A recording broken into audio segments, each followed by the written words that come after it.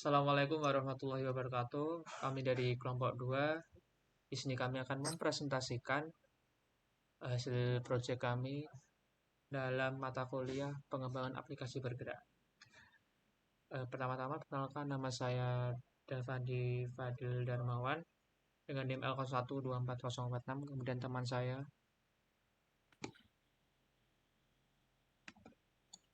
Saya Dava Arkan Takia dengan NIM L01244047. Saya Diana Jampatava dengan NIM L01240448. Saya Farizal Muhammad dengan NIM L01244053.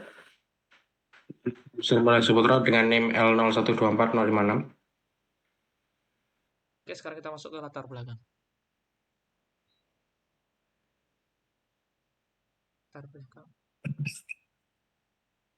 Mas Faris, bisa digeser? Oke, latar belakang. Jawa Tengah memiliki kekayaan destinasi wisata yang melimpah.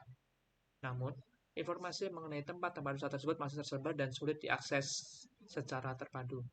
Wisatawan seringkali kesulitan menemukan informasi lengkap, akurat, dan terkini mengenai objek wisata, fasilitas, serta aksesibilitas di Jawa Tengah. Kondisi ini mendorong kebutuhan akan sebuah platform digital terintegrasi yang mampu menyajikan informasi wisata Jawa Tengah secara komprehensif, sehingga memudahkan wisatawan dalam merencanakan perjalanan mereka. Lanjut. Oleh karena itu, kita rumuskan masalah bahwa wisatawan dapat mengakses informasi Jawa Tengah secara mudah, lengkap, dan terpusat. Itu bagaimana caranya? Minimnya platform digital yang menyajikan data destinasi kuliner dan budaya Jawa Tengah secara terintegrasi menjadi tantangan utama bagi wisatawan. Lanjut. Benar. Oleh karena itu, untuk menjawab urusan tadi, kita membangun platform informasi wisata Jawa Tengah yang komprehensif, mudah diakses, dan informatif bagi wisatawan melalui aplikasi Android Traveloka.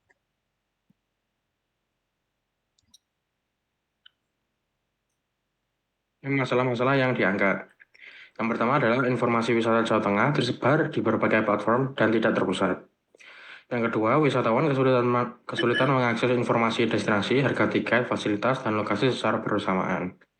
Yang ketiga, tidak ada platform mobile terintegrasi yang menyajikan data wisata Jawa Tengah secara real-time dan akurat. Yang keempat, adalah perencanaan perjalanan menjadi tidak efisien dan berisiko mendapat informasi kadaluarsa. Lanjut. Solusi dan fitur utama. Solusi, aplikasi Android Traveloka merupakan platform informasi wisata Jawa Tengah terpusat yang terhubung ke REST API Laravel secara real-time. Fitur-fitur utama yaitu direktori destinasi wisata lengkap dengan foto, deskripsi, harga tiket, dan jam operasional, lalu search and filter berdasarkan nama dan kategori wisata, lalu peta lokasi destinasi yang menggunakan Google Maps Embed, lalu bookmark destinasi favorit, lalu rating dan review wisata, share destinasi ke platform lain, notifikasi status pengajuan pengelola, dan manajemen wisata oleh pengelola, yaitu bisa menambah, edit, menghapus, dan mengupload foto. Dan yang terakhir adalah dashboard approval pengajuan pengelola untuk super admin. Lanjut. Gambaran umum Traveloka. Traveloka memiliki beberapa fitur unggulan. Yang pertama yaitu direktori destinasi wisata Jawa Tengah lengkap dengan informasi lokasi, deskripsi, dan galeri foto yang menarik. Yang kedua adalah platform berbasis aplikasi responsif yang memudahkan wisatawan menemukan dan merencanakan perjalanan ke Jawa Tengah. Lanjut. Selanjutnya adalah analisis kebutuhan pengguna. Berdasarkan analisis kebutuhan pengguna Traveloka, terdapat 3 kebutuhan utama yang harus dipenuhi. Yang pertama adalah kebutuhan informasi, di mana pengguna membutuhkan informasi wisata Jawa Tengah yang lengkap, akurat, dan terkini, yang mencakup harga deskripsi destinasi, lokasi, jam operasional, dan harga tiket. Lalu selanjutnya adalah kebutuhan navigasi. Pengguna membutuhkan antarmuka yang intuitif dan mudah digunakan, dengan struktur menu yang jelas agar dapat berpindah antar halaman dengan cepat dan efisien. Lalu ada fitur pencarian, di mana pengguna membutuhkan fitur pencarian yang responsif dan akurat untuk menemukan destinasi wisata berdasarkan nama, kategori, atau lokasi di Jawa Tengah. Lanjut. Dan ini adalah use case system, di mana interaksi pengguna dengan fitur-fitur Traveloka ada sebagai berikut. Pertama, pengguna dapat mencari dan berinformasi destinasi wisata, kuliner, serta penginapan di Jawa Tengah. Lalu pengguna dapat menyimpan destinasi favorit, membaca ulasan, dan mendapat rekomendasi wisata personal. Lanjut. Dan ini adalah beberapa teknologi yang digunakan. Pertama, dari front-end mobile menggunakan Kotlin, Jetpack Compose, dan Material 3. Lalu ada backend dan API-nya, yaitu ada Laravel atau PHP, dan REST API. Dan database menggunakan MySQL. Navigasi Android menggunakan navigation component dari Jetpack Compose. Lalu ada HTTP client yang menggunakan Trophy 2. Autentikasinya menggunakan Laravel Sanctum Fiat Token. Petanya dari Google Maps Embed. Dan development tools menggunakan Android Studio, Laravel, dan Git. Lanjut. Kemudian untuk struktur proyek Android-nya adalah yang pertama ada UI layer-nya, yaitu menggunakan composable functions, yaitu Jetpack Compose. Kemudian di nomor 2 ada navigation, yaitu kita menggunakan navigation component antar screen, dan kita menggunakan navigation tree. Kemudian untuk nomor 3, kita menggunakan view model dan state management dengan view model plus state flow. Kemudian nomor 4 ada repository dan API, yaitu adalah retrofit menghubungkan app ke REST API Laravel. Kemudian ada arsitektur dan alur kerja sistem. Yang pertama adalah front end, yaitu merupakan aplikasi Android yang kodenya adalah dari Kotlin yang ditambah dengan Jetpack Compose. Kemudian yang kedua ada back end, yaitu menggunakan Laravel REST API yang telah kita deploy di Railway. Kemudian ada database-nya yang kita menggunakan MySQL yang kita deploy juga di Railway secara cloud. Kemudian yang keempat ada deployment. Kita ada dua opsi, yaitu menggunakan Laragon kalau kita ingin menjalankan di lokal, atau versi cloud-nya yaitu di Railway. Kesimpulan, Traveloka berhasil dikembangkan sebagai aplikasi Android informasi wisata Jawa Tengah berbasis Kotlin dan Jetpack Compose yang informatif dan responsif. Aplikasi ini menjawab kebutuhan wisatawan akan informasi destinasi yang terpusat melalui platform mobile. Ke depan, direkomendasikan pengembangan fitur pembelian tiket terintegrasi, jangkauan destinasi yang lebih luas, serta dukungan multibahasa untuk memperluas jangkauan pengguna. Kemudian untuk sesi selanjutnya adalah demo aplikasi. Oke, sekarang kita masuk di bagian demo. Pertama kita langsung buka saja aplikasinya. Oke, pertama itu kita ada onboarding ya. Untuk onboarding ini hanya muncul saat pertama kali kita membuka aplikasinya. Di sini kita ada tampilan 3 halaman pembuka, langsung di selanjutnya aja. Oke, lalu untuk fitur kedua itu kita ada register ya. Kita langsung masuk aja ke register, diklik daftar itu. Nah, di sini kita tinggal mengisi form saja. Untuk nama lengkapnya kita masukkan kelompok 2 saja, kelompok 2. Emailnya kelompok 2@gmail.com saja.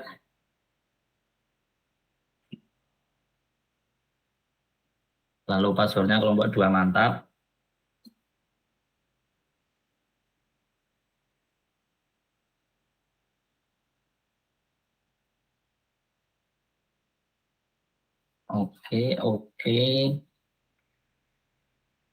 Oke, langsung saja klik daftar.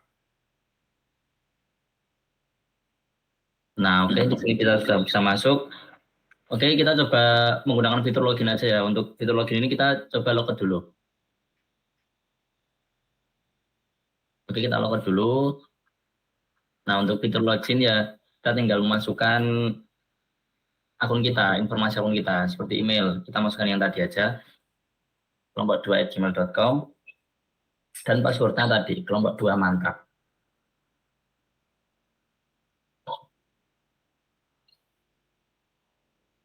Oke, login sudah bisa.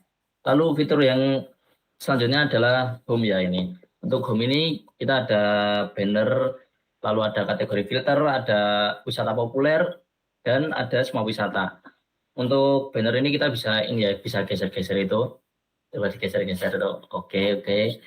Lalu di bagian bawah itu kita juga ada semua wisata, daftar semua wisata. Oke, lalu tadi di bagian atas, kelupaan tadi ada kategori filter. Jadi kita bisa pilih itu filter-filter kategorinya, itu alam dan lain-lainnya. Oke, fitur selanjutnya adalah explore. Kita masuk ke bagian explore itu. Nah, di explore kita bisa mencari destinasi wisata by keyword ya, by nama. Kita langsung saja cari misal candi. Nah, itu nanti langsung muncul wisata yang memiliki keyword candi. Selain itu kita juga bisa filter by kategorinya juga di sini. Kita coba alam. Nah, nanti muncul itu wisata yang memiliki kategori alam. Lalu selanjutnya ada fitur detail wisata. Untuk detail wisata ini kita langsung coba saja mengklik salah satu wisata. Misal Umbul Ponggok aja. Kita klik Umbul Ponggok. Oke, di detail wisata ini kita ada fotonya, ada deskripsi, jam operasional, harga tiket, rating, lalu ada maps juga. Oke, untuk fitur selanjutnya ada bookmark. Untuk bookmark ini gampang ya, kita tinggal klik saja icon bookmark itu, coba diklik saja. Nah, lalu untuk melihat daftar bookmarknya itu ada di, coba kembali, set. Nah, di bagian bawah itu, di navigasi bagian bawah, nah, langsung kita muncul ya, Umbul Ponggok tadi sudah kita tambahkan di bookmark. Selanjutnya untuk tadi masih di detail wisata ya, kita kembali ke detail wisata Umbul Ponggok. Oke, selanjutnya adalah share wisata. Di sini kita bisa share wisata ya. Untuk share wisata kita cukup tekan tombol share itu saja, coba dipencet. Nah, di situ kita bisa, nah itu kita bisa share. Jadi biar orang lain juga bisa mengetahui informasi-informasi wisatanya. Selanjutnya adalah fitur get direction. Di sini kita bisa ini ya, mendapatkan arahnya tuh, arahnya ke wisatanya. Nah, itu langsung terbuka arah menuju Umbul Ponggok. Oke. Kembali ke aplikasi.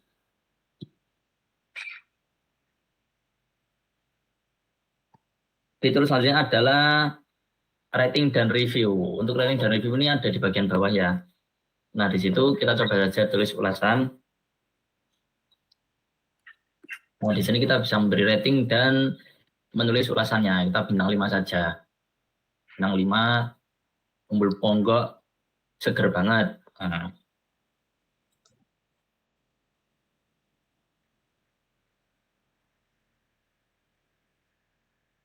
Kirim ulasan, lalu nanti dia muncul di bagian bawah ya. Coba kita lihat di bagian bawahnya. Nah, itu nanti muncul ulasan dan ratingnya. Selanjutnya, fitur selanjutnya adalah kita bisa mengajukan akun kita menjadi pengelola wisata. Jadi kita tidak hanya menjadi user saja, tapi bisa menjadi pengelola wisatanya. Kita tinggal masuk ke bagian profile, lalu klik ajukan jadi pengelola itu. Di sini kita tinggal isi nama usahanya ya. Nama usahanya Masjid Al-Ikhlas. Oke. Masjid terbesar di dunia. Oke. Deskripsi wisatanya itu di dunia saja, di dunia. Masjid Al-Ikhlas itu terbesar di dunia. Oke, selanjutnya itu ada alasan mengajukan agar banyak orang yang mampir.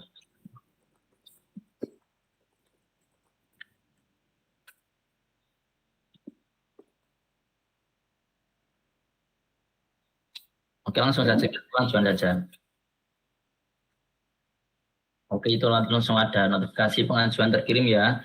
Klik OK saja. Selanjutnya kita bisa mengecek status pengajuannya itu di notifikasi ya. Kita langsung saja cek notifikasi itu di bagian notifikasi. Nah, itu statusnya masih menunggu ya, masih menunggu review dari adminnya. Oke, sekarang kita demo sebagai admin ya, sebagai super admin. Jadi dia sebagai admin yang meng-ACC atau menolak pengajuan tadi. Kita keluar saja.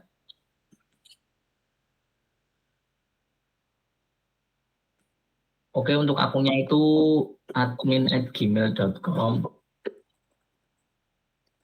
Password 123 untuk passwordnya. Kita masuk saja. Nah, di sini kita bisa melihat daftar pengajuannya. Di bagian atas itu juga ada statistiknya. Untuk masih ada yang pending itu 5 pengajuan yang belum kita proses. Di sini kita langsung proses saja. Untuk masjid Al-Ikhlas kita setujuin saja. Oke, sudah kita setujuin ya. Langsung kita mengeceknya, kita kembali login ke akun yang tadi.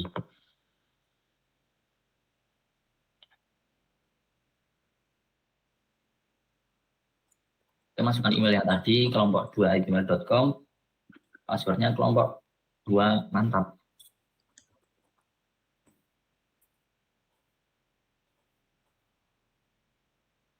Oke, kita masuk ke bagian profil.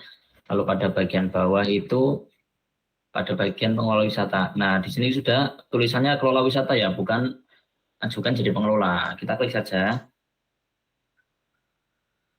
Nah, di sini kita bisa menambahkan wisata ya, teman-teman. Langsung kita saja coba tambah wisata. Nah, di sini kita bisa tinggal input data wisatanya ya. Untuk nama wisatanya seperti tadi saja, Masjid Al-Ikhlas. Untuk foto wisatanya itu nanti tinggal diisi aja. Untuk demo ini tidak usah diisi. Alamatnya di Karanganyar. Nah, untuk kategorinya itu di religi ya. Untuk deskripsinya adalah masjid terbesar di dunia.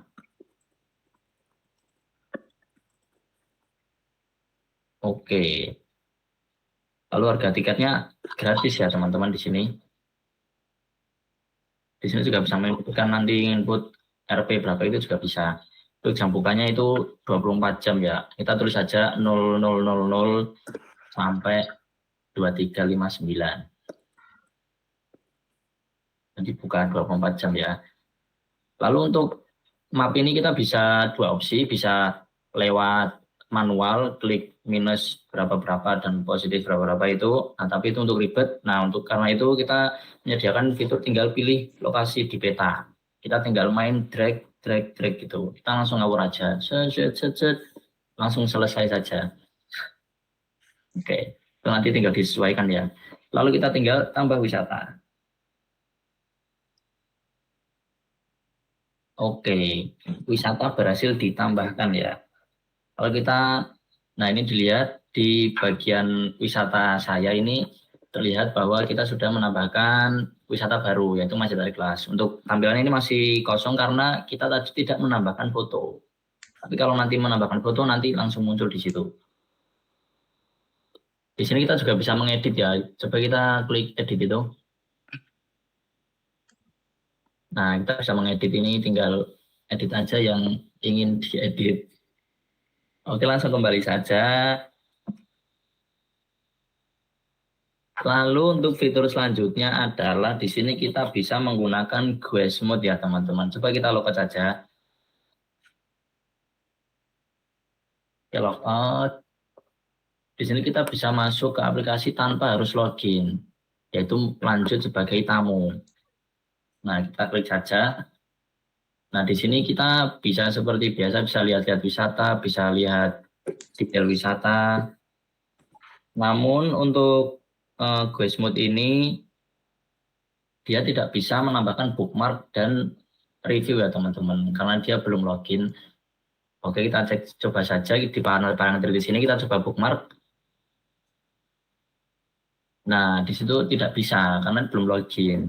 Jadi nanti disuruh login. Nanti saja, klik nanti saja.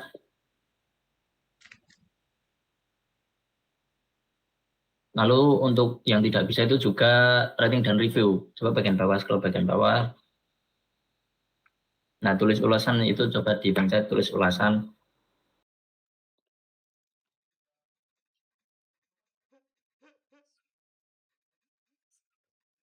Coba tulis bagus saja. Oke, langsung coba dikirim.